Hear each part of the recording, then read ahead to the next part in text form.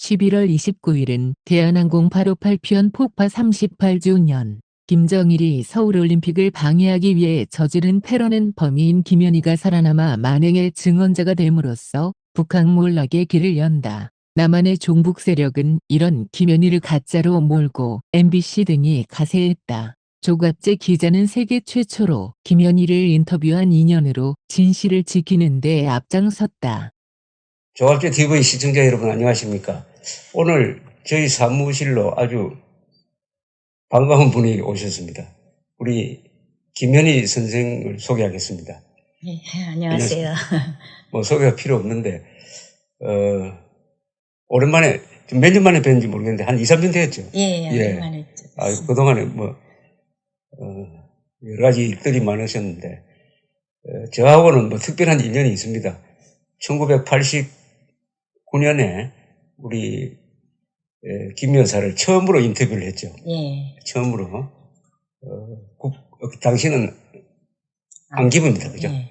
안기부 안가에서 나흘 동안 처음 인터뷰를 했는데 그때 저는 북한에 대해서 별 관심도 없고 잘 몰랐어요. 왜냐하면 북한에 관한 이야기는 국가에서 제공하는 정보만 그냥 옮겨 실으면 되니까.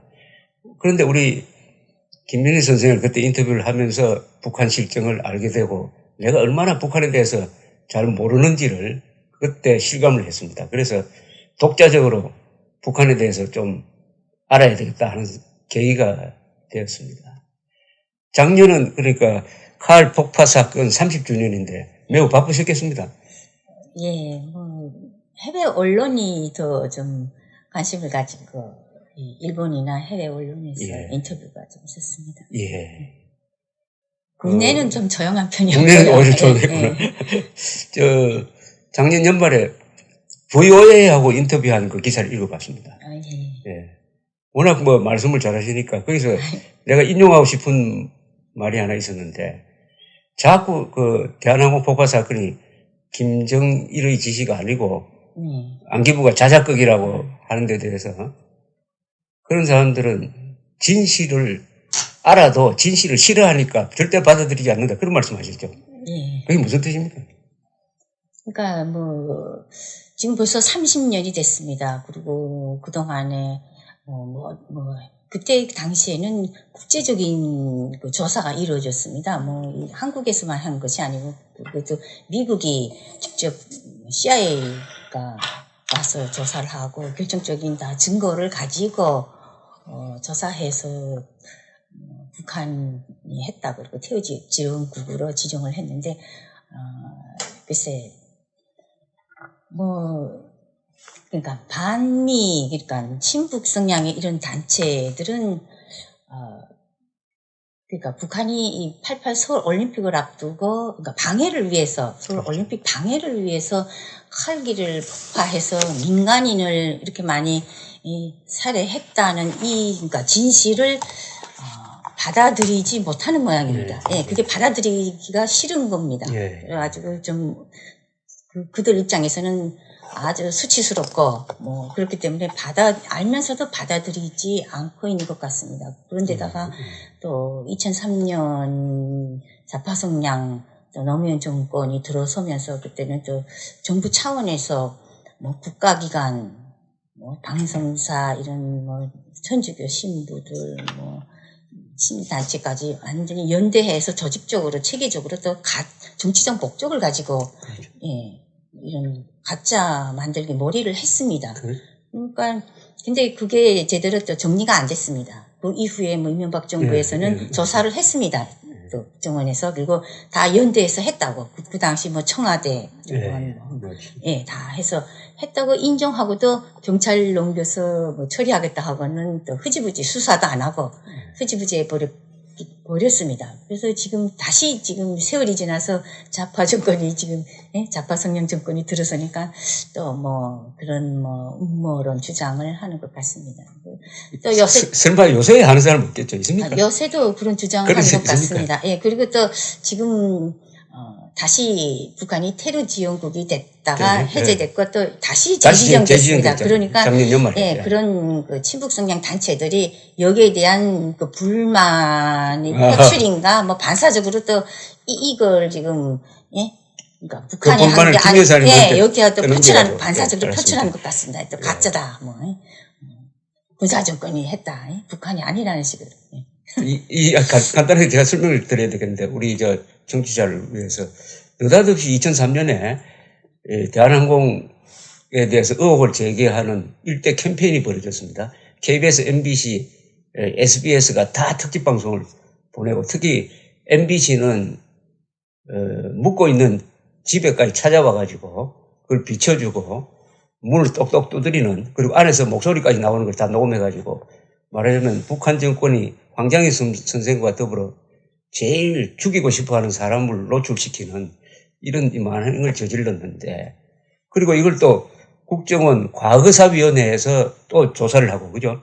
그 다음에 조사해서 조사하는데 아마 막 한 수십억 돈 썼을 겁니다. 그 보고서를 보면 이렇게 두툼한 보고서가 나왔는데, 쓸데없는 한 200개 항목을 조사를 했어요. 내가 보니까. 그래도 결론은 김정일이가 한 것으로 나오니까 이걸 또 무슨 진실화해위원회니까 그걸로 또 넘겼죠. 그걸로 넘기고. 그러니까 재판을 몇 번 받으셨냐면은, 대한민국 법원에서 1, 2, 3, 국정원 과거사위원회에서 한 분, 진실화해위원회에서 5분을 또 받으셨는데, 그래서 이명박 정부 때 이동보 선생한테 편지를 쓰셨지 않습니까? 그죠? 그게 이제 공개되면서 이런 상황이 이제 알려지고, 이명박 정부 때 국정원에서 자체 조사도 하고, 검찰에서도 약간 조사를 한 것 같은데, 결국은 잘못한 게 없다, 이렇게 결론을 내린 거죠. 예, 그냥 수사라고 내사로 좀 무혐의처럼 해버렸습니다. 만약 요새 이른바 적폐청산 기준으로 이걸 조사를 하면은 아마 여러 명이 구속됐을 겁니다. 여러 명이 구속됐을 거예요. 그런데 국정원에 이거 조사해달라는 이 국정원에는, 새로 등장한 정부의 국정원에는 그런 요구는 안 하셨습니까? 아니, 월간조선 인터뷰에서 제가 그걸 얘기를 했습니다. 근데 정말 저는 그때 검찰은 수사도 안 하고 내사로 하더니 요즘 검찰 보면 완전 180도 다릅니다. 근데 지금은 무슨 정부 하수인처럼 저렇게 적극적으로 하는데, 그리고 지금 적폐청산 한다고 지금 아주 대대적으로 하잖아요. 근데 이거는 적폐가 문제가 아니라 완전히 국가의 안보 문제고 이 역사를 막 바꾸는 이런 범죄 행위에 해당합니다. 근데 자기들이 저지른 이 적폐는 하지 않고 한다면 사실 적폐청산한다 그래도 이게 진정성이 없는 것 아닙니까? 국정원은 원래는 자기 조직 보호하는데 아주 철저한 기관이니까 그렇다 치더라도 서울중앙지검에서 해야죠. 서울중앙지검에서 요새 편파적 수사를 한다, 정치보복 수사를 한다는 비난을 면하려면은 저는 이 부분은 철저하게 조사를 해야 된다고 생각합니다.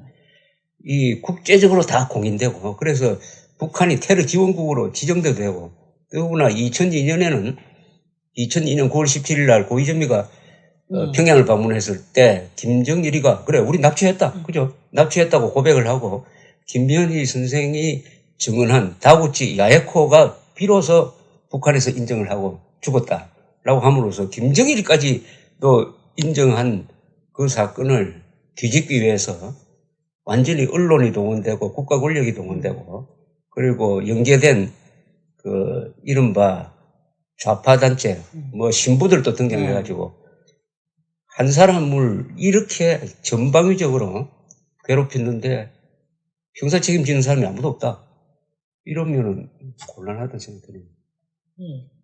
그러니까 지금 지금도 그러니까 민간인들이 들어와서 지금 하고 있지 않습니까? 국정원 적폐청산을. 그러면 당연히 이것도 적폐 아닙니까? 자기들이 저지른 건 적폐라고 생각 안 하나 모양입니다. 그거는. 그러니까 별개 문제로. 아니, 국정원 직원들이 많이 구속됐잖아요, 지금. 그러면 이것도 어쨌든 그때, 청와대, 그러니까, 진짜 문재인 지금 대통령이 그때 대통령 비서실장 하신 거로 알고 있습니다. 근데 그때 청와대의 지시에 의해서 국정원, 경찰, 또 동원됐고 또 그러니까 이 방송사의 모든 시민단체가 동원해서 연대해서 공격을 연대해서 공격을 했고 했다고 또 인정을 했습니다. 와서 예. 인정하고 처리하겠다고 검찰 넘겨서 그리고는 시간만 지지다가 안 했거든요. 그리고 제가 뭐 가짜면 미국이 그 테러 지원국으로 지정을 했겠습니까? 그리고 북한은 자기네가 하지도 않았는데 그 테러 지원국으로 20년 8개월 동안 그러면 가만히 있겠습니까? 하지도 않고 그러면 누명을 쓰고 있는 것 아닙니까?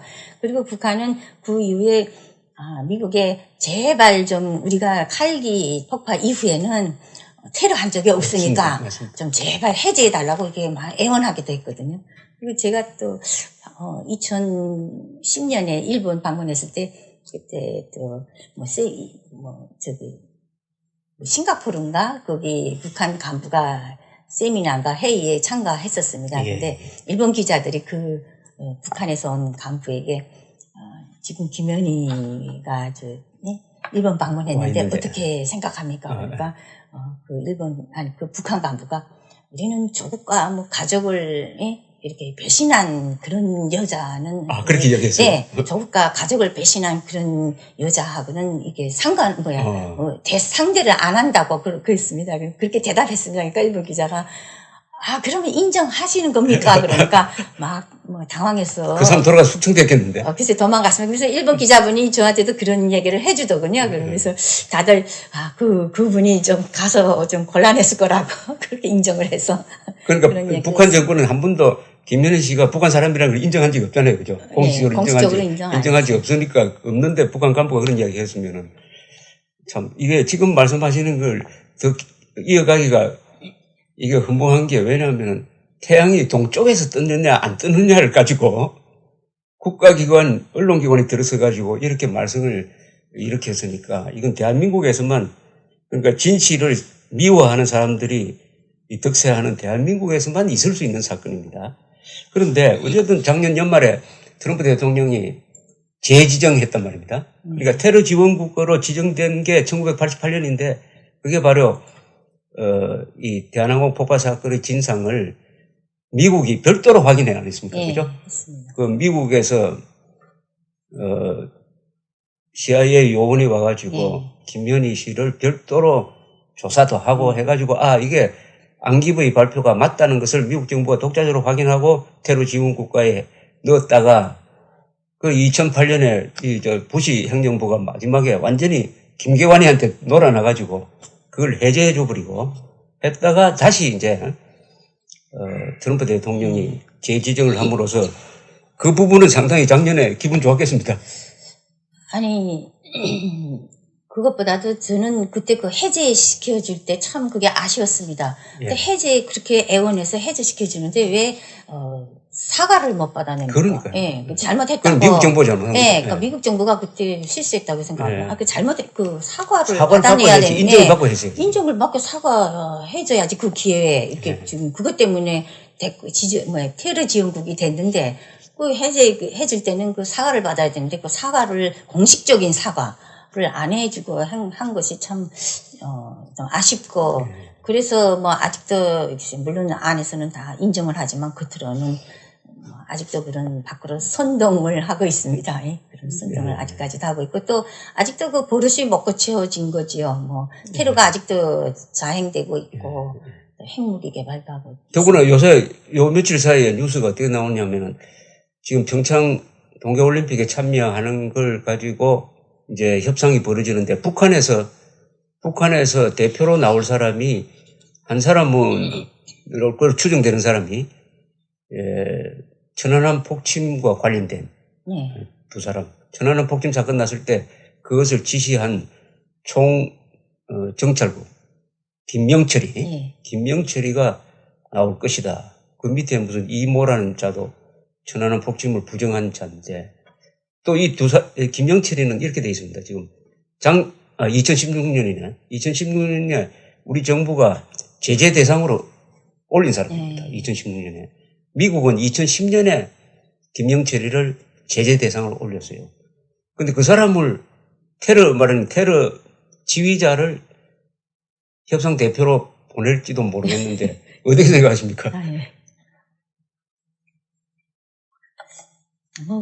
북한에서 이렇게 대남 협상을 하든가 대남 공작에 관여된 사람들이 특히 이렇게 그러니까 대한민국과 뭔가 뭐 공작을 하고 사업을 할 때는 그런 사람들을 그 경험도 있고 하기 때문에 그런 사람들을 내세우고 또 제일 신임을 하고 뭐 능력이 있다고 그렇게 평가를 하고 있습니다. 그러니까 뭐 이런 어떤 뭐 도발을 하고 뭐 진짜 무슨 이렇게 제재가 돼 있는 거기에 관계없이 그러니까 그거는 우리 입장에서 보면은 뭐 진짜 그 정말 말이 안 되는 그런 상대 있죠.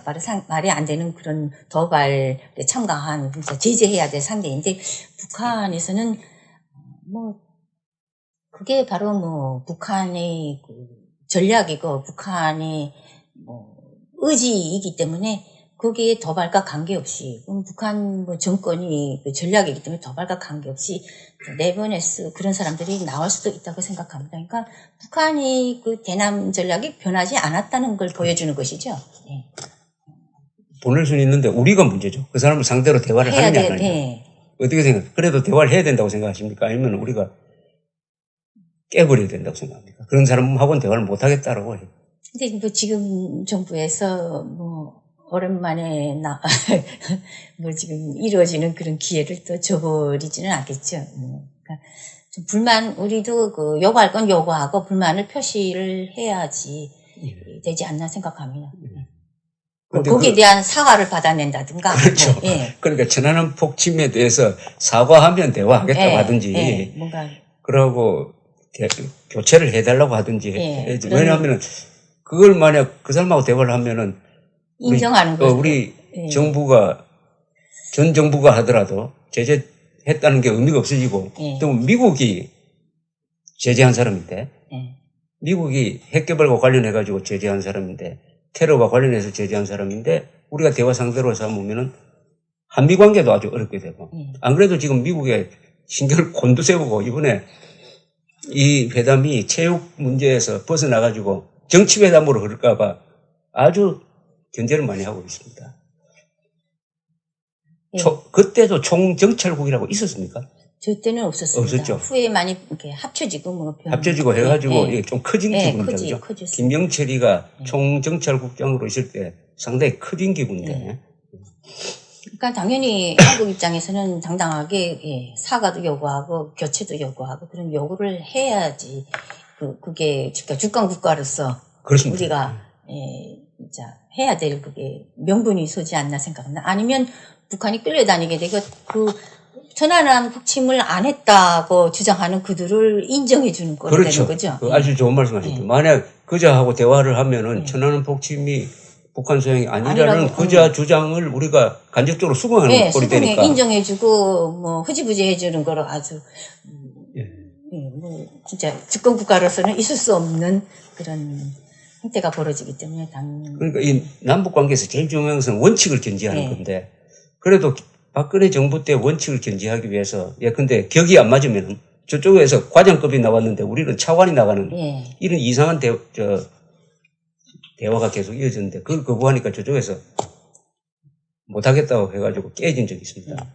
근데 최근에 통일부 무슨 TF에서 너무 격을 맞추다가 보니까 남북 관계를 경색시켰다고 이런 이야기도 나왔는데 그리고 올해가 서울올림픽 30주년입니다. 작년은 대한항공 폭파 30주년이었고 올해가 서울올림픽 30주년인데 서울올림픽은 가만히 있자. 그때 서울에서 보셨습니까? 저는 텔레비 통해서 봤습니다. 그때는 아직 조사받는 기간이어서 앉아서 텔레비를 봤습니다. 그러니까 그 사건 난 게 1987년 11월 29일이고 한국으로 송환된 게 1987년 12월 15일이죠. 12월 15일이고 수사 발표가 88년 1월이었고 서울올림픽이 9월 17일이었습니다. 그때 서울올림픽 개막식 보셨습니까?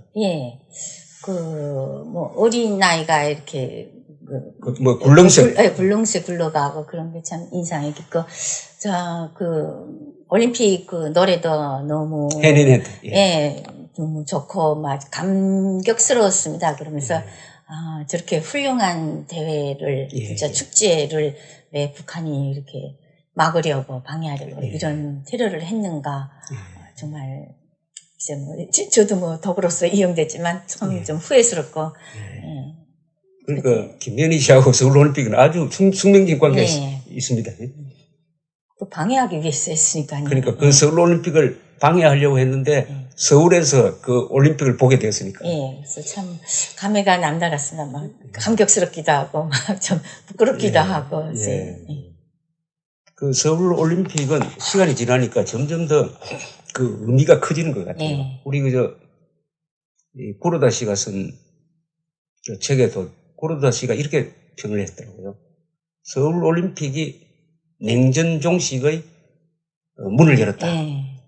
그것을 취재한 일본 기자로서 확실하게 이야기할 수 있다. 그 이야기를 보니까 굉장히 자랑스럽게 생각했겠습니다. 이 외국 기자 눈에도 그렇게 보이는구나 하고 느꼈습니다. 그렇죠.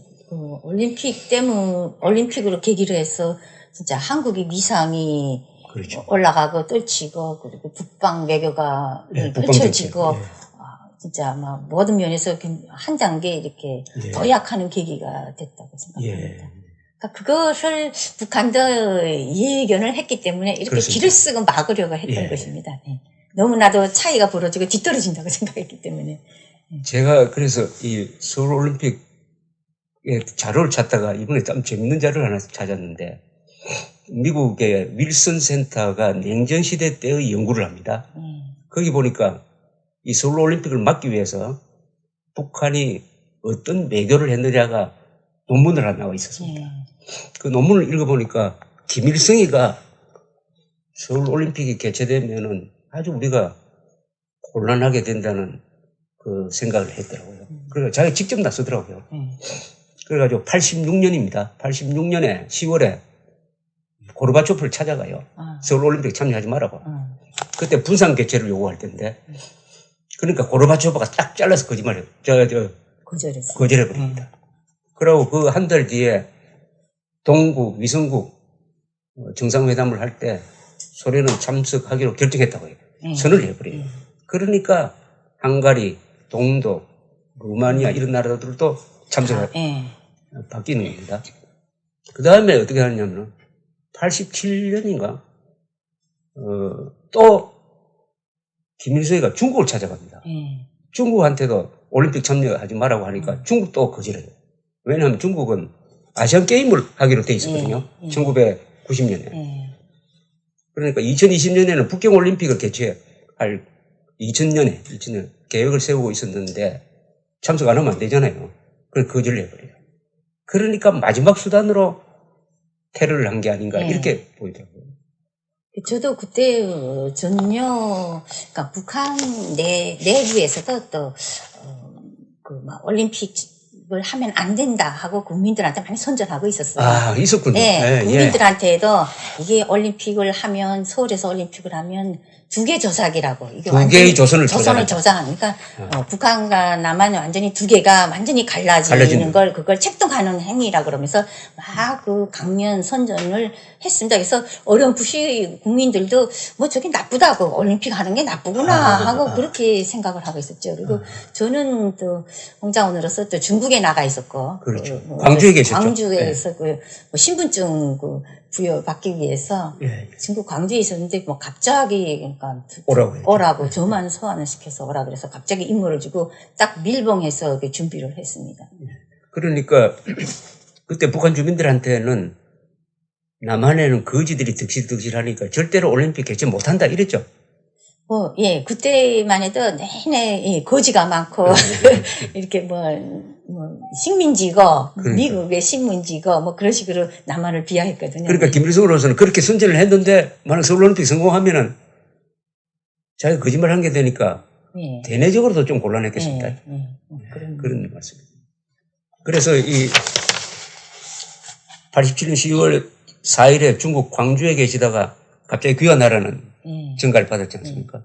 그래서 제가 가져온 기록에 의하면은 당시에 노동당 대외정보조사부 소속이었죠. 정보조사부 해외에서 납치 테러, 해외 첩보 임무를 담당하는데 불려와가지고 이부장 이창승입니까? 이 사람이? 창승 이름은 이름은 잘 모르겠어요. 그러니까 이부장으로부터 평양으로 이제 불려와가지고 이부장이 이런 지시를 한 걸로 이제 진술을 하셨는데, 이번 동무들이 수행해야 할 임무는 남조선 비행기를 제끼는 것이다. 남조선 비행기 폭파 목적은 88 서울올림픽을 앞두고 남조선 괴뢰의 2개 조선 책동과 준동을 막고 적들에게 큰 타격을 주기 위한 것이다. 이 임무는 중요하고 어려우며 특히 비밀이 담보되어야 한다. 시간이 별로 없으니 완전한 임무 수행을 위한 준비 사업을 철저히 하라. 이번 임무 수행 과정에는 완전한 일본 사람으로 위장해야 한다.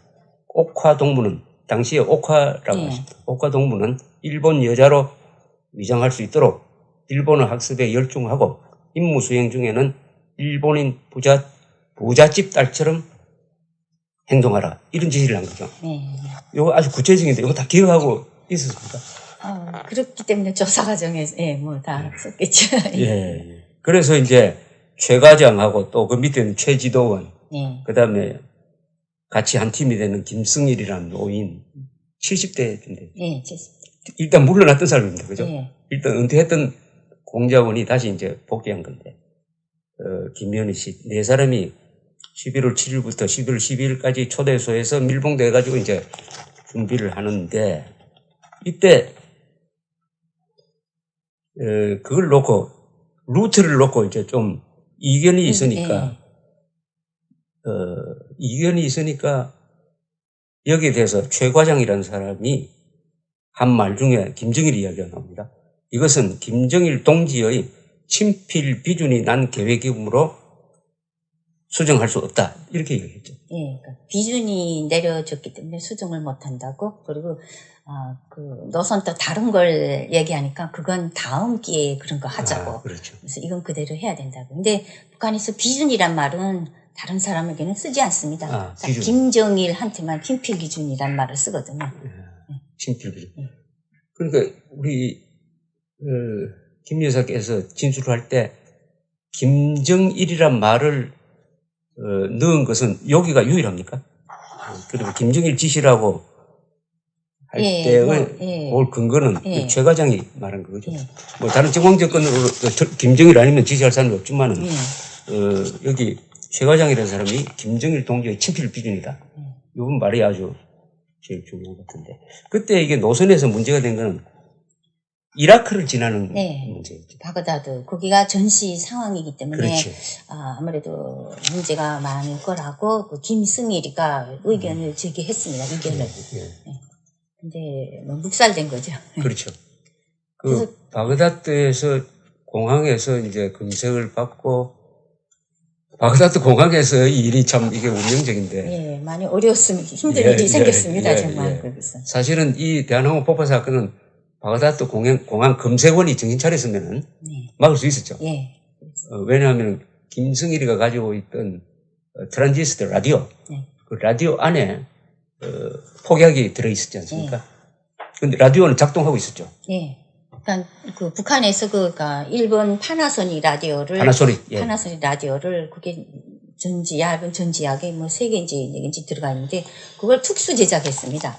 그래서 절반은 이렇게 까가지고 거기다가 화학약품 C4를 넣고 그 절반은 라디오 작동하게끔. 그래가지고 올해는 못 가지만 이렇게 키면 라디오가 나오죠. 위자가지고. 그러니까 이것도 시한폭탄 이게 총력 이것도 하고. 그러니까 그렇게 특수 제작한 전지약이기 때문에 그게 없어지면 이거 임무를 수행 못합니다. 못하죠. 그러다 검색대에서 통과할 때 라디오가 압수되었잖아요. 그 전지 거기 바그다드 거기는 진짜 전시 상황이 돼서 이 전지약을 배터리, 그러니까 배터리를 들고 탑승하지 못하게 하니까 또 이렇게 아주 처음에 탔을 때는 그 배터리를 분리시켜서 또 탄 적도 있고 예. 또 이렇게 공항 검색 때에는 그걸 아예 저 소지하지 못하게, 못한다고 예. 버려버렸습니다. 쓰레기통에 버렸죠. 예. 예. 그래서 정말 그때 막 당황했죠. 이걸 못하는가 그래서 다시 주소다가 끼우면서 그러니까 김성일이가 그랬습니다. 예. 제가 이렇게 주소 왔죠. 그러니까 주소 오기는 제가 우리 김 주소 여사가 오고, 주소 오고 예, 그리고 또 김승일이가 다시 끼우면서 끼우면서 항의를 했습니다. 틀어주면서 네, 그죠? 이 뭐라고 라디오 나오니까 이게 예. 일반 라디오인데 이렇게 너무 외국인 관광객한테 너무 심하지 않냐고 예. 항의를 하니까 그 공항직원도 좀 자기네가 너무 심했다 하고 생각하는지 예. 그럼 됐다고 그냥 그 통과. 공항 여직원이었죠. 남자 직원이었습니다. 남자 직원이었습니까? 예. 근데 이게 참 운명을 가는 건데 그때 남자 직원이 규정대로 했었어야 됩니다. 예. 규정대로 해서가지고 밧데리를 다 버려버리고 그 껍데기만 주었으면은 그냥 돌아갔습니다. 저희는 할 수 없이. 그 밧데리가 없으면은 할 수가 없습니다. 예. 그게 격발이 안 네, 되네. 격발이 이게 그러니까 이게 불꽃을 튕기는 예. 격발 역할을 하고 예. 옆에 이렇게 액체 폭약이 따로 크게 그렇죠. 있었습니다. 있으니까. 예. 그러니까 이게 참 이 안전에 관해서 근무하시는 공무원들한테 열어주는 교훈이 있습니다. 이건 절대로 이 원칙을 지켜야지. 그 개인적인 무슨 호감이나 이런 거 가지고 적당히 하다가 결국 이 사건이 백열 그냥 다섯 명이 감성적으로 하다 백열 다섯 하다가, 명이 이렇게 돼버렸습니다. 그 다음에 자꾸 이거 옛날 이야기를 하게 되는데 이게 옛날 이야기가 아닌 게 사실 이게 옛날 이야기가 돼야 되는데 옛날 이야기로 묻어두려고 하면은 또 이상한 사람들이 나타나가지고 또 가짜다 하고 하니까 그게 또 대응을 하게 되고 하니까 시간 낭비가 죠 이런 게. 좀 비효율적입니다. 내내 에너지, 시간 이거 이런 데다가 소비해야 되는지. 예. 그런데 우리 김연희 선생하고도 참 깊은 관계를 가진 분이 한 분 계십니다. 일본 분인데 하기와라 료라는 분이 있습니다. 이분은 일본 공산당의 아카하다 평양 특파원으로 1972년에 평양에서 취재 활동을 하다가 하도 북한 공산당이 자기를 감시하고 괴롭히니까 그때부터 김일성에 대한 반감을 갖게 되었습니다. 그런 시절에 우리 남북 조절위 회담을 위해서 한국에서 대표단이 북한에 도착을 했습니다. 그때가 가을이었죠. 예. 가을에 도착을 해가지고 수란 비행장입니까? 아닙니다. 무슨 육포 헬기장이었어요. 헬기장에. 예. 헬기장에 우리 대표단이 도착을 했는데 그때 김연희 씨는 그러니까 그때 무슨 학교죠? 초급 학교죠. 예. 그때면 한 중학교 1학년쯤 중학교 됐을 1학년쯤 돼가지고 꽃을 들고 남한 대표단한테 꽃을 전달하기 위해서 기다리고 있었습니다. 네. 그 기다리고 있는 장면을 하기와라 료 아카하다 기자가 사진을 여러 카드를 찍었습니다. 거기에 김연희 씨의 얼굴이 나왔습니다. 그죠? 나왔는데 이 칼 폭파 사건이 나고 나서 이 하게와라 료 씨가 사진을 공개를 했는데 한 장을 공개를 했는데 거기에 우리 김연희 씨 얼굴이 약간 가려진 채 나타났고 근데 사진 설명에 다른 사람을 이 아이가 김연희다라고 설명을 썼는데 그건 잘못됐습니다. 그죠? 예. 그걸 잘못됐는데 나중에 이 문제가 되니까 진위 문제가 생기니까 하기와라 료 씨가 자기가 가지고 있던 다른 사진까지 공개했는데 거기에 김연희 씨 얼굴이 들어있었던 거죠. 그러니까 두 줄로 섰는데 그 두 번째 소녀에서는 확실하게 나온 다른 애가 확실하게 나왔고 저는 이렇게 가려서 머리카락만 나왔습니다. 그러니까 두 번째 섰다고 하니까 다들 비슷하네. 그리고 또 저도 그때 사진이 다 있나 싶고 그런가 보다 했죠. 근데 후에 막 또 이게 아니라 하고 지게 되니까 하게와라 씨가 다시 찾았는데 그건 한 줄로 섰는데는 세 번째 확실하게 있었습니다. 예. 그래서 또 이게 가짜설을 반박하는 그런 결정적인 사진을 제공한 분이 하기와라 료 씨인데 이분은 공산당원이기는 하지만은 김일성은 아니다. 김일성은 진정한 공산주의자의 적이다. 왜냐? 세상에 세습하는 사람이 어디 있느냐? 그리고 저렇게 부패한 사람이 어떻게 공산주의자라고 할 수 있느냐? 이렇게 해서 평생을 북한 정권과 싸우는 역할을 하면서 워싱턴의 내셔널 아카이브에 가가지고 6.25 때 북한에서 노획된 문서를 읽고 쓴 책이 조선전쟁이라는 책이에요. 예. 그 혹시 받으셨는지 모르겠는데. 뭐 글쎄 읽어본 것 같기도 하고. 그게 바로 예. 북한 자료를 가지고 6.25가 어떻게 시작되었느냐를 쓴 거예요. 그러니까 이건 빼도 박도 못하게 북한이 남침했다는 것을 북한 자료로서 한 거니까 이 접근법이 아주 좋았습니다. 그래서 조선전쟁 하면은 아주 유명한 책이 되고 그 뒤에도 계속 책을 쓰시고 했는데 최근에 이분이 마지막에 한 게 북한에서 반디란 필명을 가진 작가가 외국을 통해서 보내준 원고를 우리가 받아가지고 낸 책이 고발이란 소설이었는데 이 고발을 일본어로 이렇게 번역을 했습니다. 이게 이분이 마지막인데 왜냐하면 작년 연말에 이분이 돌아가셨다는 소식을 열흘 뒤에 그 동료 기자가 저한테 전화를 해 주었습니다. 처음 들으셨죠? 네. 아유, 뭐, 그리고 같이, 진짜, 그때, 조선일보 사업에서 이쪽에서.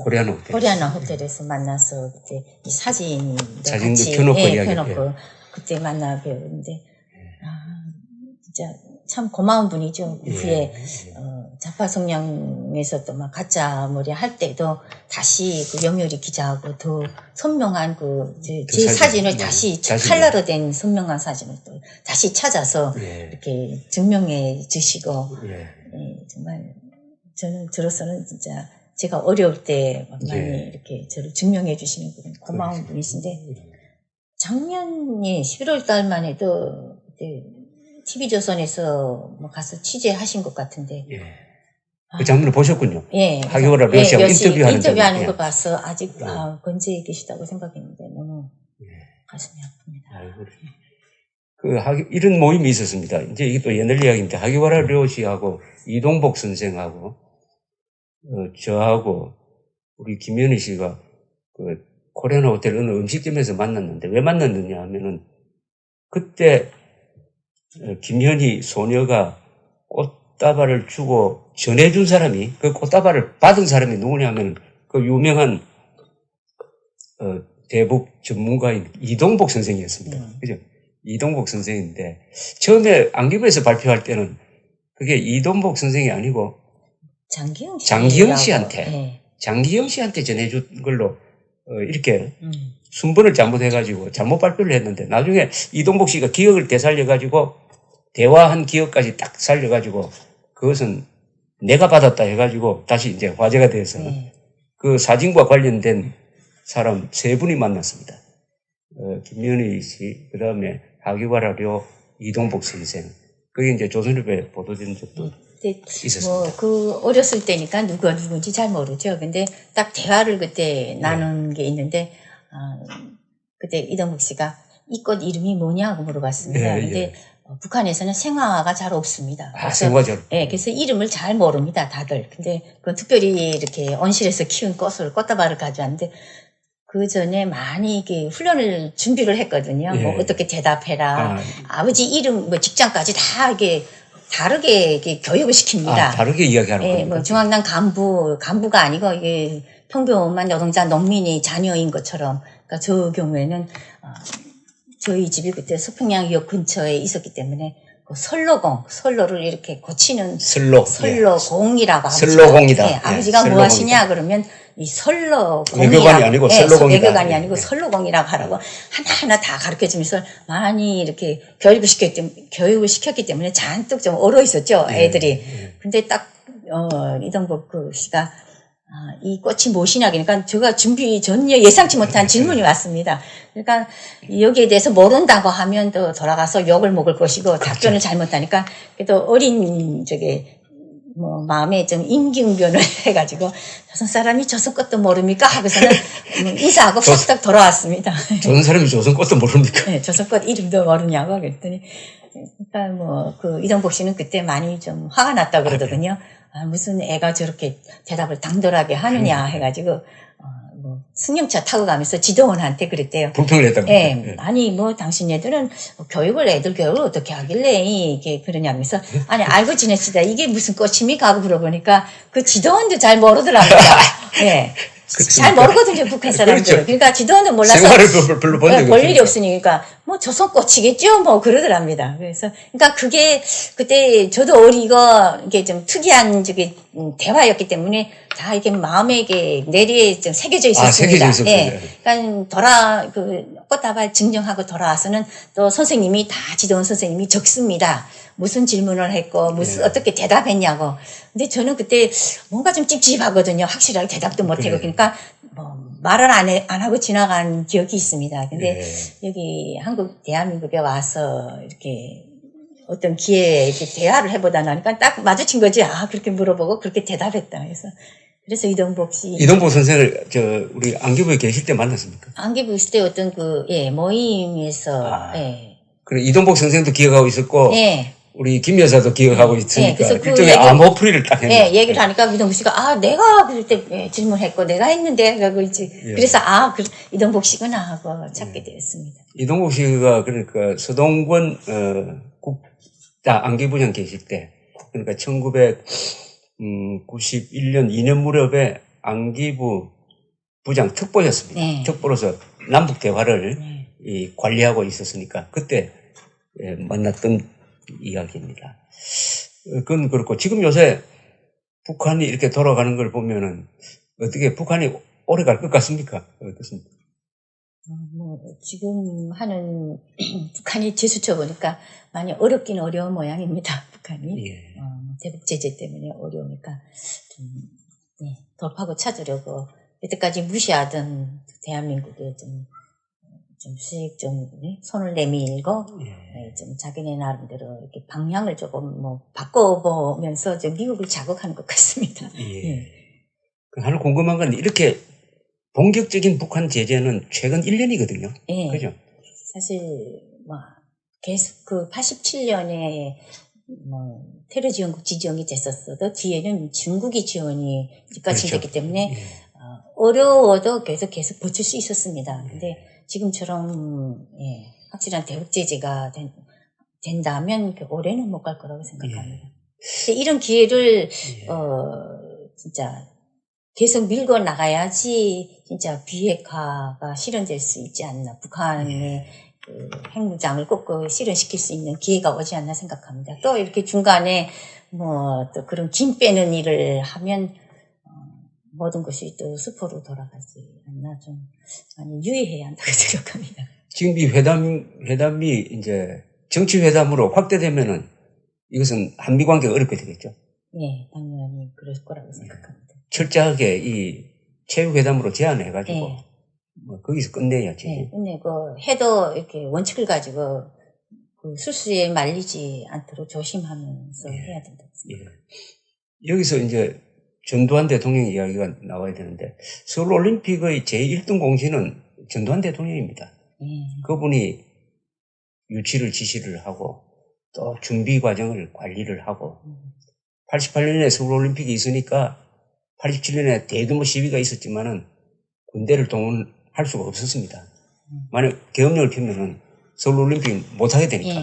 그래서 참는 과정에서 민주화 세력이 요구하는 것을 받아들여가지고 6.25선언을 내놓았거든요. 그러나 이제 이분이 퇴임한 이후에는 하도 정치적 여론들 비판이 많아가지고 서울올림픽 개회식에는 참석을 못했습니다. 그거 아십니까? 몰랐었습니다. 개회식.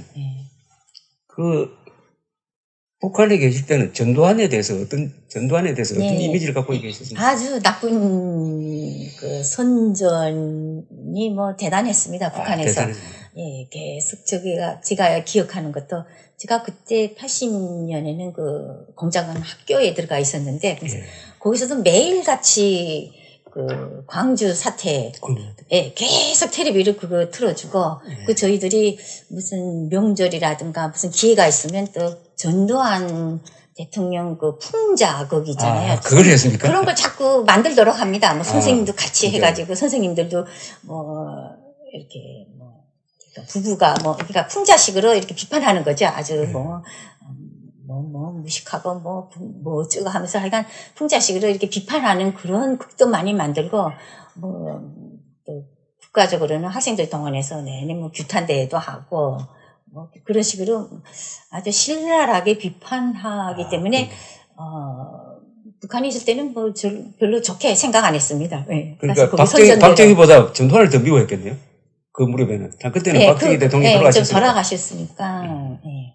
박정희 때는 또 박정희 대통령을 이렇게 비난을 했고, 저 때는 그러니까 네. 살아있는 권력이니까. 네, 살아있는 권력이니까 또 전두환 대통령을. 그거는 아마 전두환 대통령이 추진하는 서울올림픽이 얼마나 자기들한테는 아프다는 걸 알았기 때문에 그랬을지도 모르겠습니다. 그죠? 그런데 전두환 대통령이 사마란치라고 IOC 위원장이 있었습니다. 예.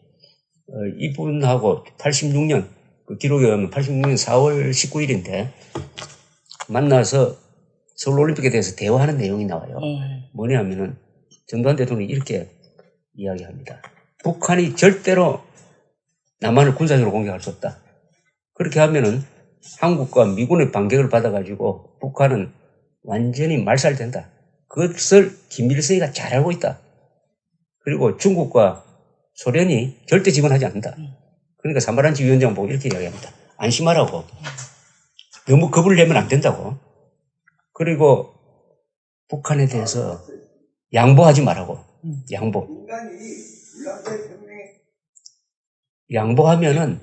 양보하면은 오히려 우리가 불리해지니까 또 미국이 레이건 대통령을 통해서 진술을 보냈는데 거기서도 안전을 미국이 절대 보장하겠다고 하니까 사마란치 위원장은 강하게 나가세요. 이렇게 이야기를 합니다.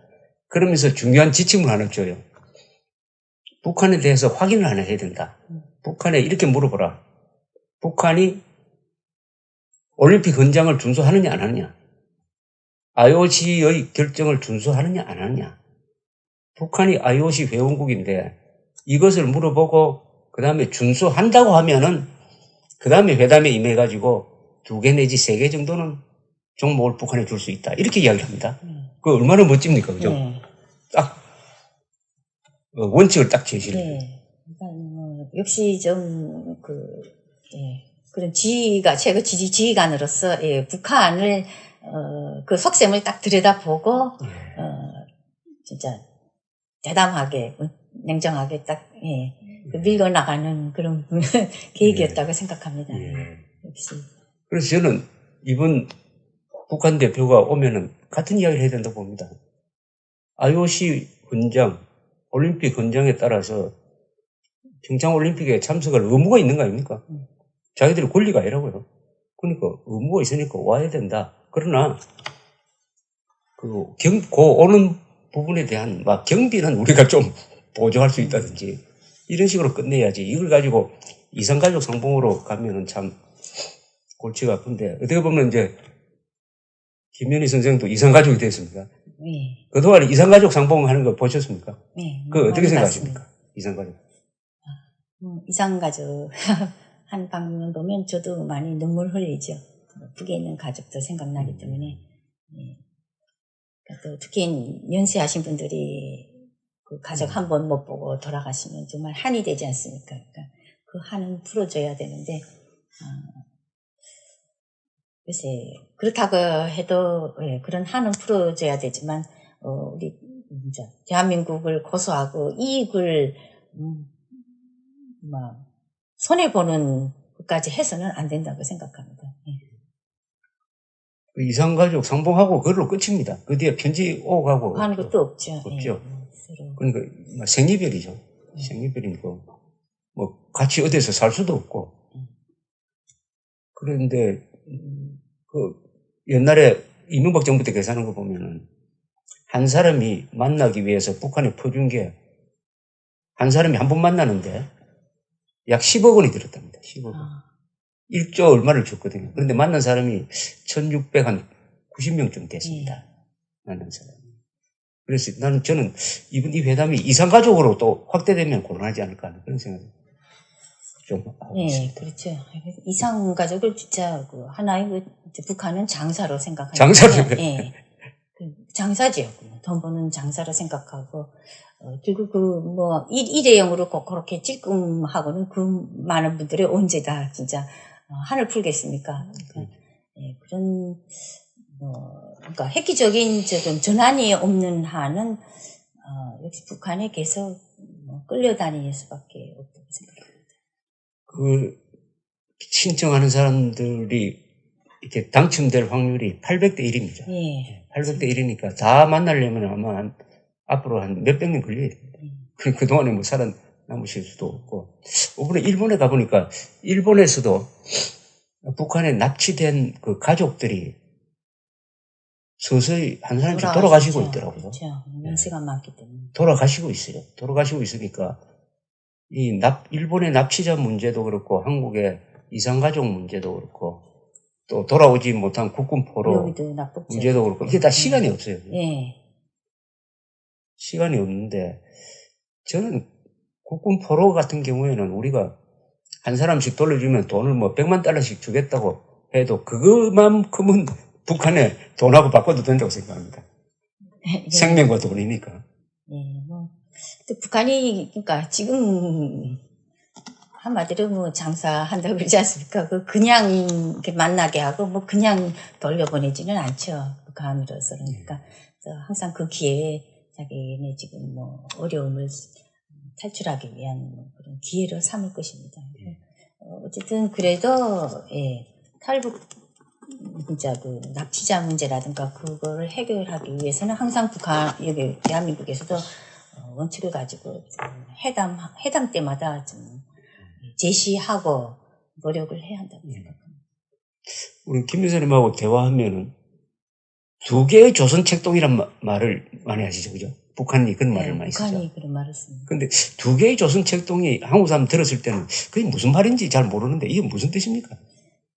북한이 항상 신문에 선전을 합니다. 2개 조선이라는 건, 그러니까 남한하고 북한을 완전히 분단시켜 놓는다 이겁니다. 완전히. 예, 별개로 분단시켜. 통일을 원하지 않는다 이런 것처럼, 그러니까 하나의 조국으로 통일을 원하지 않고 분단 국가로 완전히 남한과 북한 이렇게 분단 국가로. 별개의 국가로 가는 것을 안 된다 이거죠. 예, 그걸 고착시키는 아주, 그걸 우리한테다가, 그러니까 이쪽 대한민국에 뒤집어 씌우는 거죠.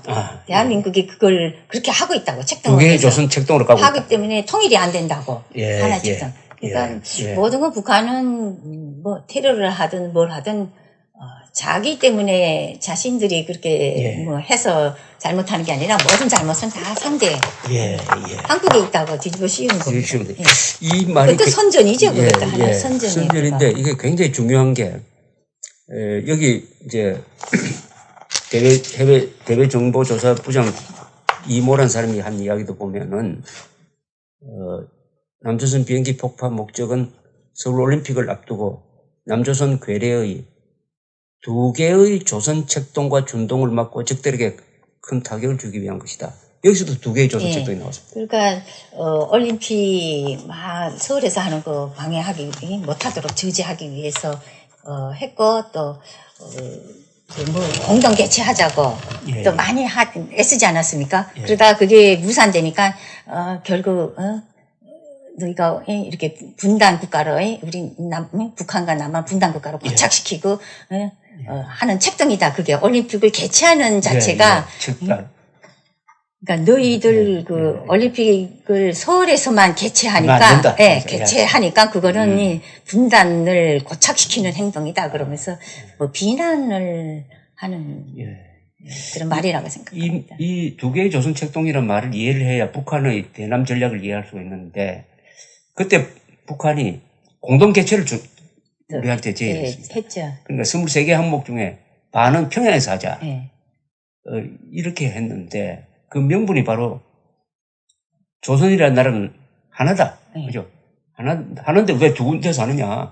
그러니까 이거 같이 해야 된다. 서울만 하면 안 된다. 이런 뜻인데 이 2개의 조선 책동에 깔려 있는 것은 한반도에서는 통일국가가 하나여야 한다. 그거 아니겠습니까?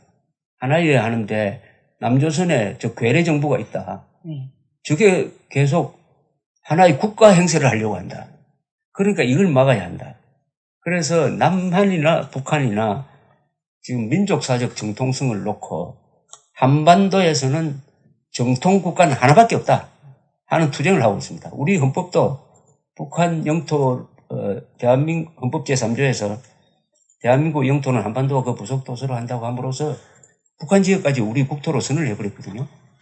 그래서 우리도 북한을 국가로 인정하지 않고 북한도 우리를 예. 국가로 인정하지 않으니까. 그냥 괴뢰라고 생각하고. 그렇죠. 서로 괴뢰라고 예. 생각하니까 이 민족사적 통성 싸움이 통일 때까지 계속 갈 수밖에 없어요. 네. 갈 수밖에 없는데 한국에 지금 중요한 변화가 하나 일어나는 게 문재인 대통령이 올해는 당연히 대한민국 건국 70주년으로 기려야 되는데 그것을 안 하겠다고 합니다. 대한민국 건국 70주년이 아니라는 거예요. 그럼 언제냐? 1919년 상해 임시정부 수립 100주년.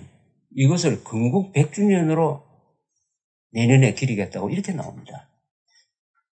그런데 이번에 김정은의 신년사에 보면은 원래는 뭐 민족사적 기념적 해입니다 해놓고 북한에서는 공화국 창건 70주년, 남한에서는 평창올림픽 이렇게 이야기를 했는데 이 잘못하면은 원래 한반도에서 건국 70주년을 기리는 쪽은 북한밖에 없어요. 예. 잘못하면 그날 문재인 대통령 오라고 초청할지 모릅니다. 그래가지고 남북한이 조선민주주의 인민공화국 창건 70주년 공동 행사를 할지 모르는 이런 상황입니다.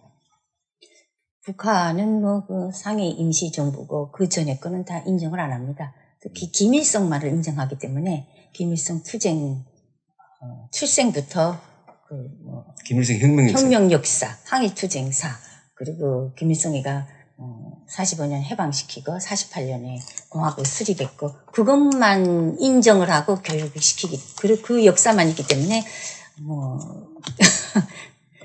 다른 건 인정을 안 합니다. 뭐 김일성 역사만 인정을 하기 때문에 이번에 뭐 70주년도 그런 의미에서 아마 경축할 거라고 생각합니다. 그럼 좀 네, 그렇습니다.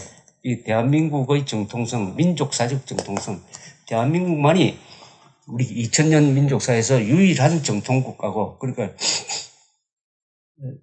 백제 고구려 신라 삼국통일로 정리가 됐고 고려, 조선, 그 다음에 대한민국으로 이어지는 거거든요. 북한은 정통국가가 아닌데, 그리고 그게 중요하고, 그 다음에 무엇보다도 대한민국은 선거를 통해서 출범한 정부입니다. 이게 독재 정부가 만든 것도 아니고 왕이 만들어준 것도 아니고 그러니까 정통성이 있다. 한반도의 유일한 합법국가는 공정한 선거를 통해서 출범한 대한민국이다 하는 것이 유엔 총회의 결의였어요.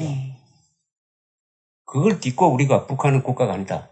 이런 식으로 나가야 되는데 북한은 이 문제에 대해서 예민하기 때문에 테러를 지시할 때도 이 목적은 두 개의 조선 책동을 분쇄하는 것이다.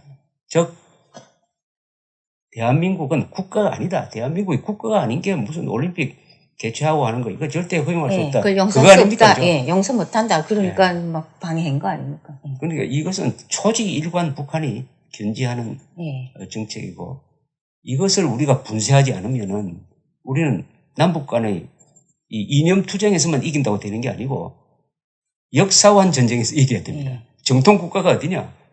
그러니까 7,500만 한민족을 대표하는 챔피언 국가가 대한민국이냐 북한이냐를 결정하는 건데 북한은 이 문제에 대해서 철저하게 무장되어 있는데 한국은 대통령부터 여기에 대한 의식이 대한민국은 뭐 임시국가인지 뭐 마음대로 개조할 수 있는 국가인지 뭐 이렇게 되고 있어요. 혹시 북한에 있을 때 자유라는 말을 많이 썼습니까? 자유라는 말을 별로 안 씁니다. 북한은. 자유 그러니까 국가 무슨 헌법이라든가 무슨 이런 일원의 자유라는 말은 안 쓰고 그냥 일반 시민들 속에서 자유하면 아주 나쁜 거로 그 랄랄이 뭐 이렇게 행동하고 이렇게 자유주의 행동 방종한 거를 자유라고 자유라고. 하기 때문에 자유주의 하지 말라 그러고 이렇게 자유주의 하지 말라 그러는 예, 거죠. 뭐 예. 그렇게 훈계하고 그러니까 일반 생활에서는 아주 방랑한 걸 나쁘게 할 때 자유를 쓰지 이런 이론이라든가 무슨 혁명사관 무슨 이렇게 공식적인 저런 데서 자유를 들어본 적이 없습니다. 그래서 예. 그러니까 북한이나 남한의 이 친북 세력이 좋은 말은 다 가져갔는데 자유라는 말은 안 가져가더라고요. 예. 그러니까 바로, 자유를 가지고 무슨 예. 북한이 바로 자유가 없지 않습니까? 그렇죠. 그 완전히 독재, 노예지요. 완전히 감옥 같은, 진짜, 사회에서 온 국민이 그냥 말할 자유, 생각할 자유, 행동 자유, 모든 게 없고 그냥 딱, 진짜, 감옥처럼 그냥, 조금 넓은 감옥이죠. 넓은 감옥에서, 감옥. 예, 감옥에서 그냥 노예처럼 하라는 것만 하고 이렇게 하는, 그러니까 자유를 주면 안 되기 때문에 자유라는 말을 그렇죠. 안 쓴 거고. 아니 생각할 자유도 없습니까? 생각할 자유 없습니다. 그럼 자기 마음대로 아닙니까? 생각하면 말이 나오지 않습니까? 아. 그렇기 때문에 그 말에 따라서 한마디만 잘못하면 바로 밀고가 돼서 온 가족이 예. 수용소 가기 때문에, 저희 예를 들면 이렇게 자본주의 이런 동구권이랑 이렇게 실습 나오면 조금 느낍니다. 사람이기 때문에. 그렇죠. 예. 북한하고 이렇게 비교가 되고 잘 살고. 근데 그걸 그대로 가서 말 못합니다. 그래서 청화할 때는 다 이렇게 비판하는 자본주의 사회는 이렇게 거지도 있고 데모도 하고 이렇게 나쁜 것만 일부러 찝어가지고 비판하는 글을 쓰지 좋은 거를 못 씁니다. 그러니까 알면서 느끼면서도 그걸 말을 못합니다. 그리고 또 제가 6.25 전쟁에 대해서도 북한에서는 그 6.25 전쟁이 아주 김일성 역사를 가리키는데 아주 중요한 그 그렇죠. 부분을 차지합니다. 어려서부터 교과서에서도 나오고 계속 가리키는 그 교육관이거든요. 근데 계속 그러니까 북한에서 여기 여기 남쪽에서 북침에 올라갔다고 합니다. 근데 어떤 때마다 이렇게 조금씩 이상한 부분이 있습니다. 예. 영화에도 나오고 보면 일요일 날에 파티를 하다가 그렇죠.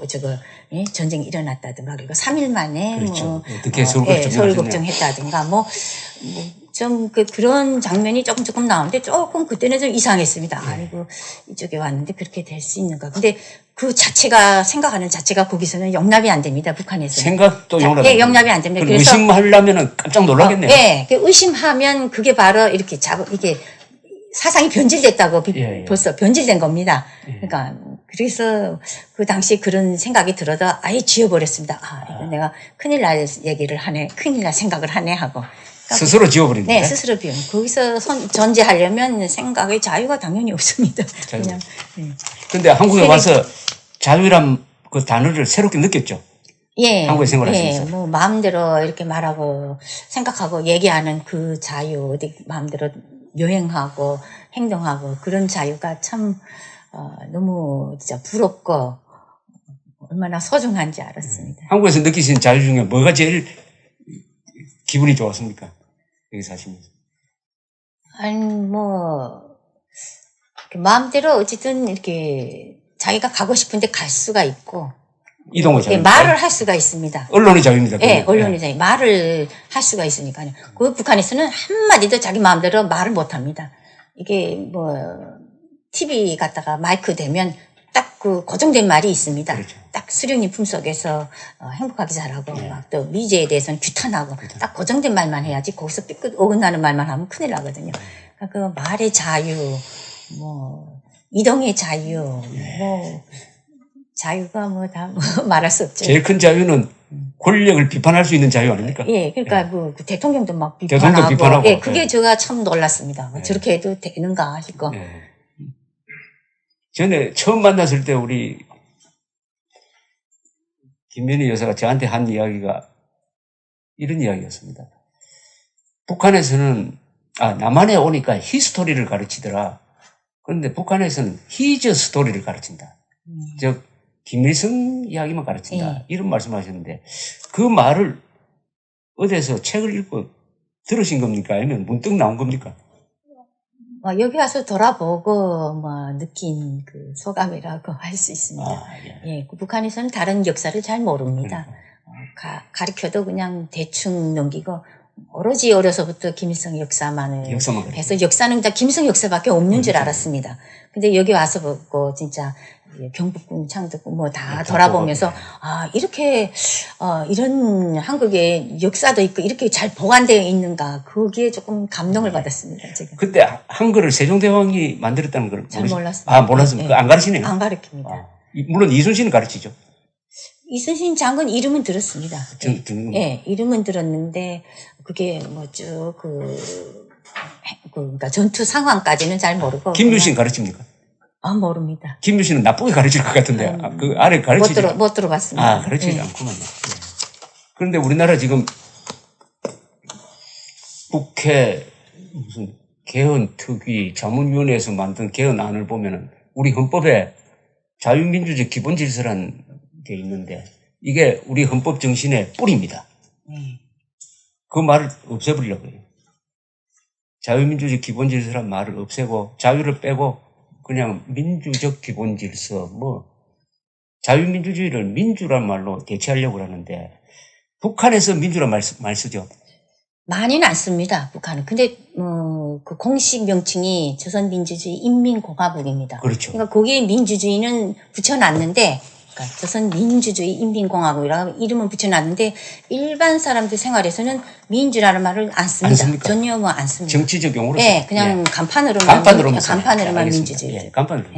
그러면은 북한이 자기 체제를 규정할 때 공산주의라고 합니까? 사회주의라고 그럽니다. 사회주의. 예, 사회주의라고 그러죠. 예. 공산주의란 말도 가능하면 안 쓰려고 그러죠. 네, 공산주의 말도 잘 안 씁니다. 사회주의. 왜 공산주의란 말을 북한 사람들이 안 쓰려고 할까요? 그리고 아주 70년대에는 막스 레닌이 초상화가 그 김일성 광장에 붙어 있었습니다. 그렇죠. 양쪽에. 근데 그것도 언젠가 슬그머니 없어지고, 그 태용호 공사가 이야기했습니다. 그게 몇 년 전에 없앴다고 합니다. 네, 좀 한참 됐습니다. 마르크스 레닌 초상을 왜 떼야 하느냐고 하니까 그때 무슨 외교관들이 와가지고 문제를 제기했다 그러더라고요. 왜 역시 마르크스 레닌 초상화가 없느냐. 그래서 설왕설래했죠. 예, 그리고 그 옛날에는 막스 레닌을 그 이론도 없고 그냥 막스 레닌을 이어받은 그 무슨 김일성의 주체 사상 사상이라고 그걸 계속 선전하다가 슬그머니 막스 레닌주의 다 없애고 그냥 김일성의 주체 사상으로 계속 일관하게 밀고 나가죠. 지금 남북한 상황은 보면은 남한이나 북한이나 다 동시에 일종의 그 레짐 체인지 현상이 일어나고 있습니다. 그런데 북핵 문제로 해가지고 기본적으로 달라진 게 과거에는 북핵 문제는 북한과 미국 간의 관계였는데 이제는 북한과 전 세계의 대결로 됐습니다. 그래서 전 세계에서 북한이 완전히 지금 고립되고 있고 중국도 이제는 북한이 부담스럽게 생각되는 것 같아요. 그런 속에서 과연 김정은 정권이 버틸 수 있느냐, 제재가 이런 식으로 계속되면 버틸 수 있느냐 하는 문제가 하나 있고, 그 다음에는 ICBM을 완성해 놓은 다음에 대화로 나오면은 이게 잘못하면 한국이 희생될 수 있다. 그러니까 주한미군이 철수한다든지 한미동맹의 성격이 바뀐다든지 이런 아주 양쪽이 다 문제입니다. 이게 시간과의 싸움입니다. 그러니까 북한의 목적은 변하지 않았습니다. 최종 목적은 지금 아무것도 없는데 핵만 가지고 있는 거죠. 그러니까 핵 지금 마지막 단계에 와 있고 그걸 계기로 해서 미국과 협상하는 게 기본 목적입니다.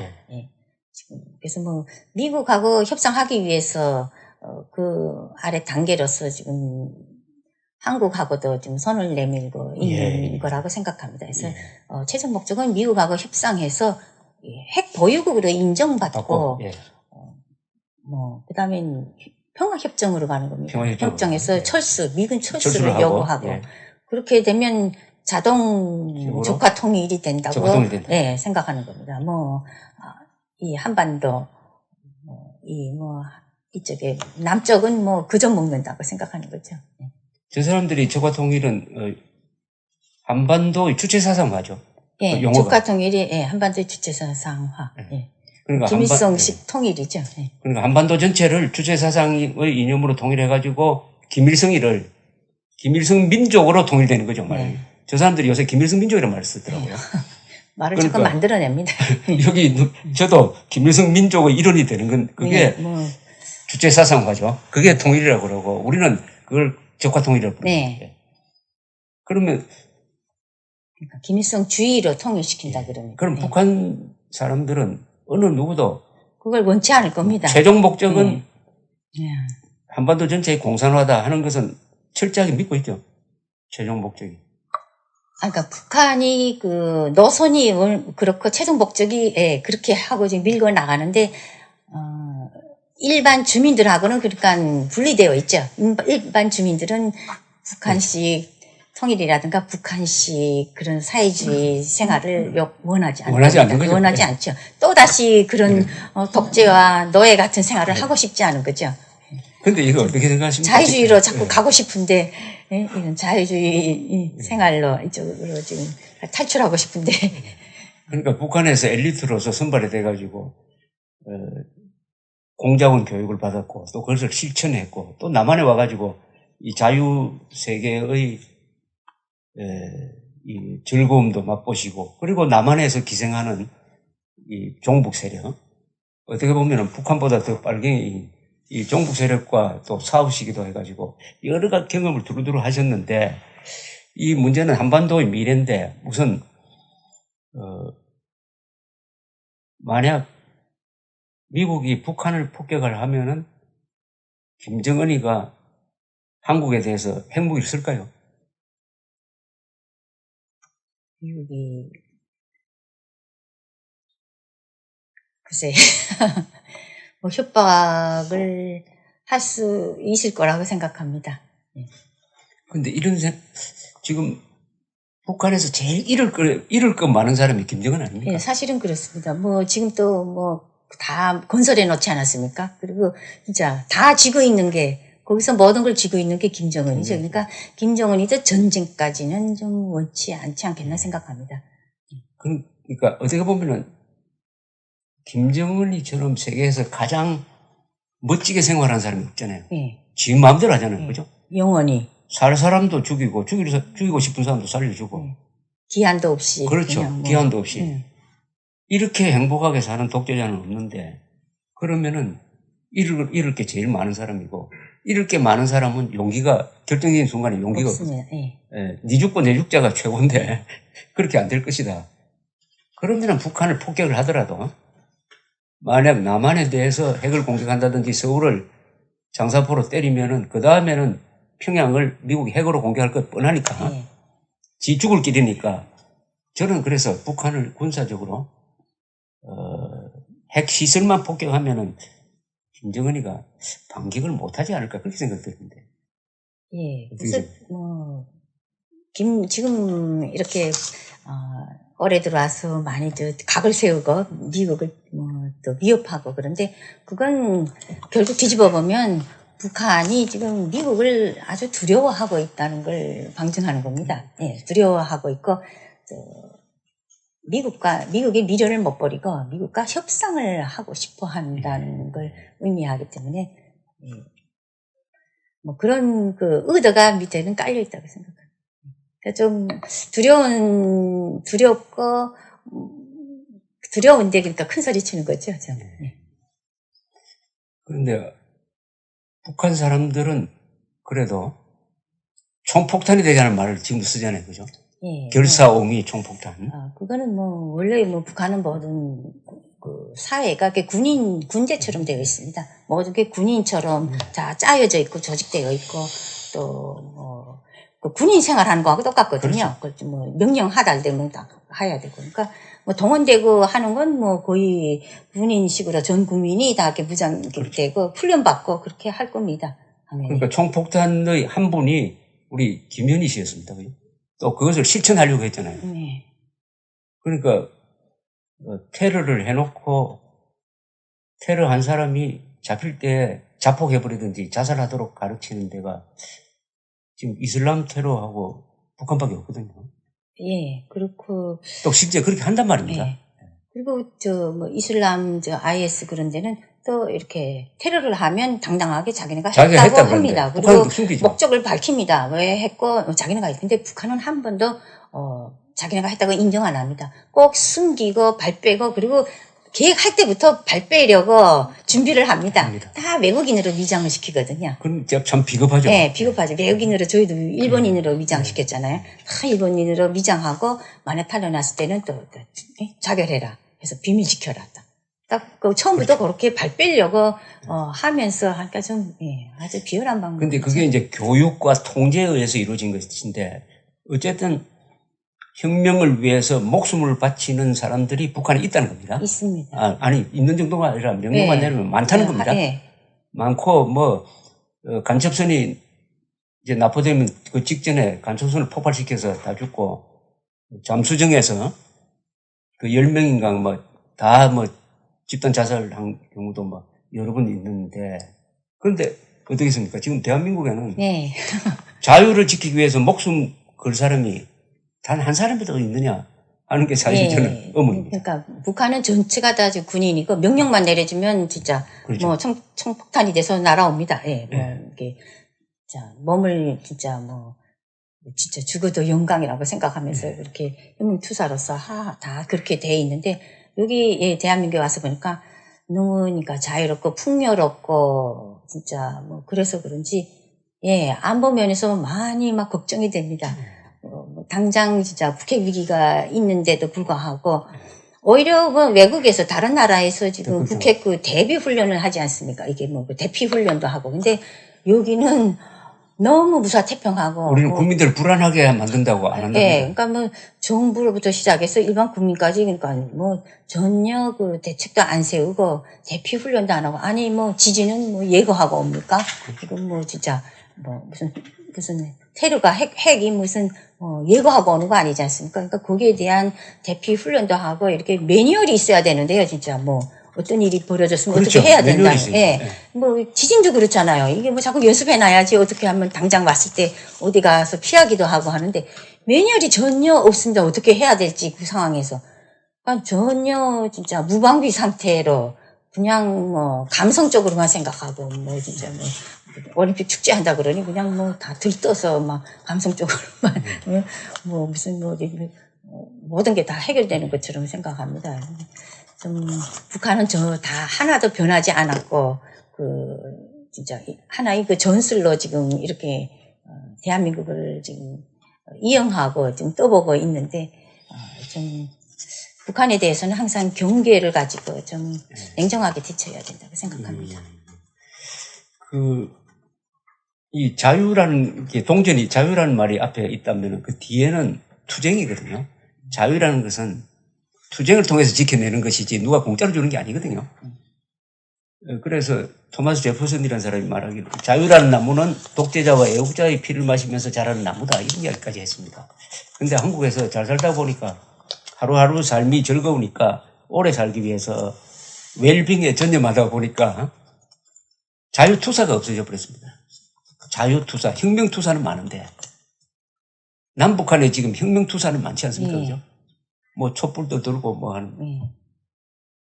총도 들고 폭탄도 들고 하는 사람 많은데 대한민국에는 지금 자유투사가 없어졌어요. 그래서 이 자유가 도둑맞고 있는데도 지금 그냥 뻔히 나는 맨 마지막에 당하겠지 해가지고 앞에 99명이 다 감옥에 갈 때도 나는 안전하겠지 하고 기다리다가 죽는 이런 꼴을 지금 아주 위기입니다, 한국이. 그렇게 느끼지 않습니까? 저도 위기라고 생각합니다.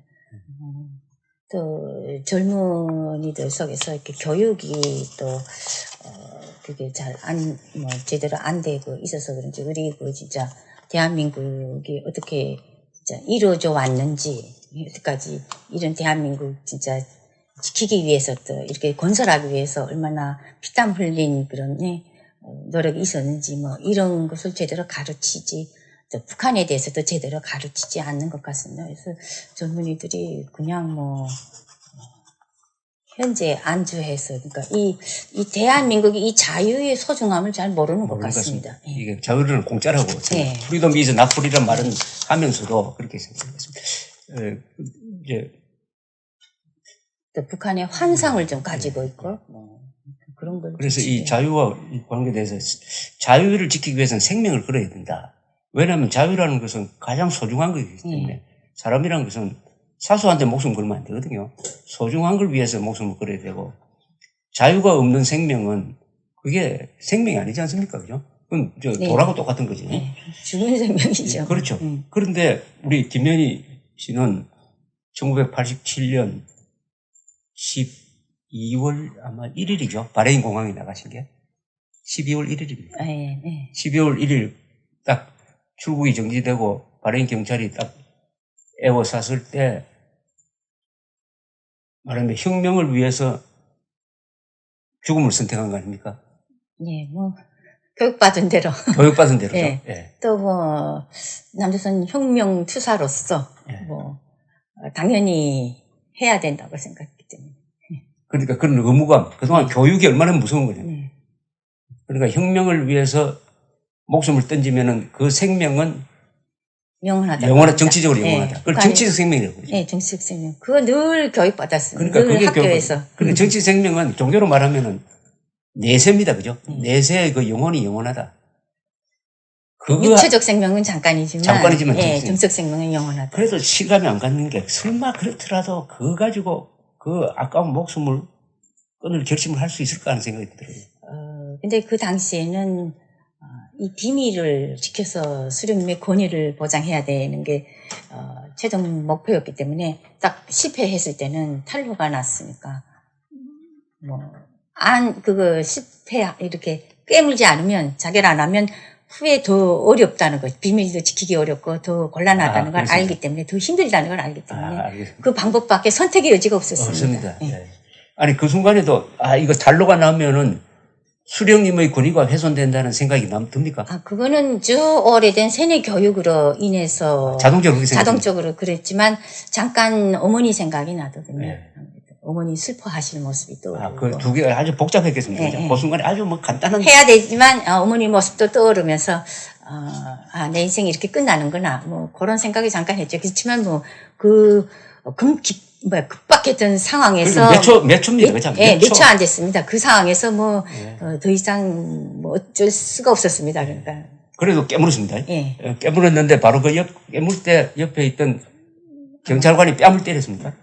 어쨌든 덮친 것 같습니다. 저를. 그러니까. 그래가지고 금방 이렇게. 다 못 들어갔죠. 앰플을 꺼내고, 그러나 조금 덜어 마셔가지고 막 경련을 일으켰다고 그럽니다. 글쎄, 옆에서 본 사람의 기록에. 정신을 잃었으니까요. 마치 전기 쇼크를 줄 때 사람 몸이 막 튀듯이. 글쎄, 저는 기억이 없는데요. 경련을 일으켰다는 그 일본 외교관의 그 기록이 있는데, 2003년에 참 나쁜 사람들이 그것도 기자라는 그 미명을 가지고 그때 일부러 살짝 깨물어가지고 자살 쇼를 한 게 아니냐라고 문제를 제기했죠. 그거 보셨어요? 예, 봤습니다. 참. 아니 사람이 의혹을 제기해도 어떻게 이런 식의 그러니까 왜 그때 죽지 않고 살았느냐 그래가지고 김정일을 곤란하게 만들고 하느냐 하는 걸 깔고 그것도 언론이 제가 이렇게 이야기를 하면 어떻게 됩니까? 예. 산 증인이 이렇게 왜 살았느냐 북한이 한 칼기 진상을 밝히는 게 싫은 사람들이죠. 예. 죽었어야지 조용히 붙이는데 그렇죠. 나만 여기 북한이 한 게 아니라 여기 대한민국 군사정권이 했다고. 안기부에 뒤집어 씌우고 일본에 뒤집어 씌우게 돼 뒤집어 씌워야 되는데 그게 할 수 없으니까.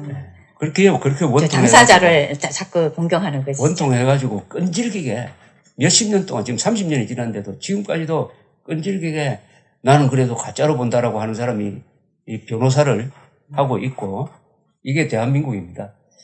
그러니까 이게 어떻게 보면 정신병동인데 그러나 자유가 좋다고 하니까 그런데 여기에 또 하나 더 후일담은 저는 그리고 그런 사람들은 그러니까 이 자유민주주의 국가에서 진짜 온갖 자유와 진짜 풍요 다 누리면서 북한을 옹호하는 북한의 그 면죄부 주려는 그런 행위를 하고 있잖아요. 그리고 이게 대한민국에 오히려 해를 끼치고 한마디로 민족 반역자들이라고 민족 반역자죠. 네, 민족 반역자들이라고 생각합니다. 민족 반역자고 어떻게 보면은 그게 바로 반인류 범죄자입니다. 그게 반인류 범죄자인데 여기에 그거를 의혹을 제기하는 사람보다도 더 황당한 사람이 바로 노무현 정부 때의 국정원이었죠. 그래서 이것까지 조사를 했습니다.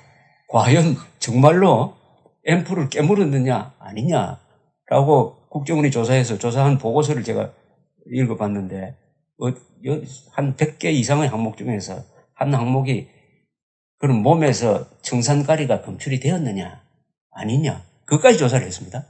그래서 바레인 무슨 거기 가보니까 검출이 되었다.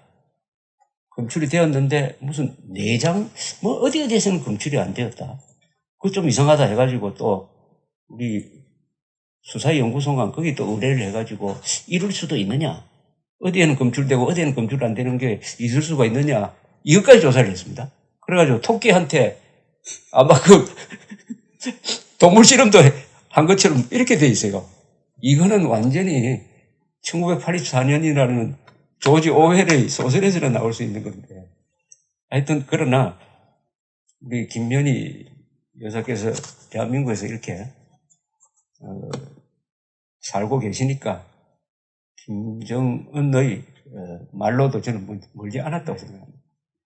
이 문명세계 전체를 상대로 또 북한 주민 전체가 아니잖아요. 그죠? 이제는 김정은 하니까. 김정은이 하고 70억 인류가 대결하는데 견딜 수 있겠습니까?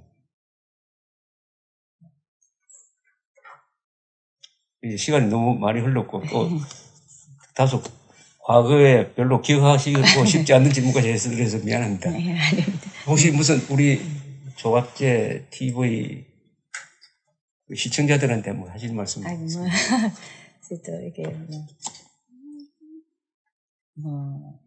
진짜 대한민국을 좀 지키기 위해서 또 진실을 위해서 이렇게 조갑재 스승님께서 이렇게 진짜 연세가 많으신데도 이렇게 계속 꾸준히 노력하시는 데 대해서 진짜 감사드립니다. 우리 젊은이들 다른 분들이 진짜 이 대한민국을 위해서